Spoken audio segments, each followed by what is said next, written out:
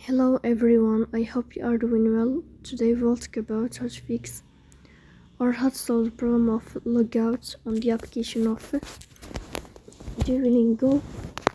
You click on settings. Here you click on apps, default apps, app settings.